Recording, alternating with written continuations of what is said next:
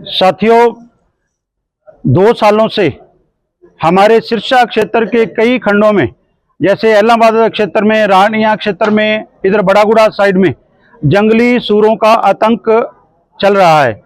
पिछले दिसंबर 2023 में भी हम लोगों ने एक मांग पत्र माननीय उपायुक्त महोदय को दिया था भी इन जंगली सूरों से निजात दिलाई जाए, क्योंकि ये जंगली सूर बहुत घातक हैं, जानलेवा हमला भी करते हैं। और ये देखिए साथियों, ये परसों की बात है, गांव रुटवाला में ये तारुद्दीन हमारा भाई, किसान भाई है, ये खेतों में काम कर रहा था।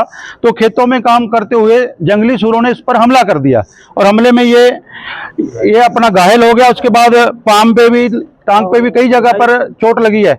इसके साथ साथ ये मानसिक रूप से भी इतना डर गया भी अब खेतों में काम करने से सारे ग्रामीण डरते हैं। आज उसी विषय में भारतीय किसान एकता बीकेई ने और समूह ग्राम पंचायत ब्रुटवाला में लिखित रूप में माननीय डीसी साहब को पत्र दिया है भी हमें हमारे खेतों में काम करना है। किसान मजदूर का काम खेतों में होगा, ग्रामीण इलाकों में खेतों में काम नहीं होगा तो पेट कैसे भरेंगे। जब हम खेतों में जाते हैं तो वहां जंगली सूरों का आतंक है। तो ये बहुत बड़ी बात है, क्योंकि ये घग्गर का एरिया साथ पड़ता है। घग्गर में जहाँ जहाँ कोई रंगोई है उसमें ये छिप जाते हैं। तो एक झुंड बना के निकलते हैं और झुंड बना के निकलने के बाद जैसे हमारी ज्वार है, जहाँ कोई मक्की बीज रखी है, बड़ी फसलें हैं, उसमें छिप जाते हैं।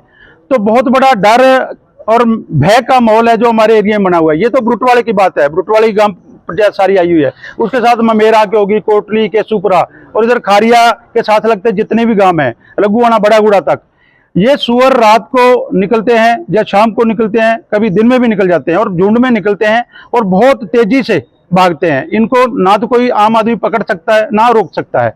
तो इसलिए आज हम उपायुक्त महोदय के पास आए हैं भी हमें इन जंगली सूरों से निजात दिलाई जाए, नहीं तो आने वाले समय में हमारी खेती तो पहले घाटे का सौदा बनी हुई है।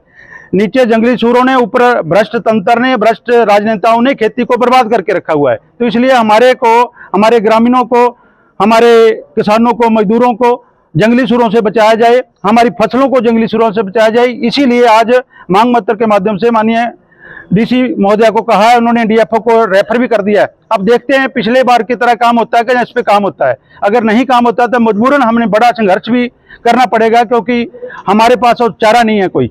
ये लोग जो ऊपर बैठे लोग हैं, सतह में बैठे लोग हैं, वो हमें ऊपर से काट रहे हैं, नीचे से हमें सूअर काट रहे हैं। तो मैं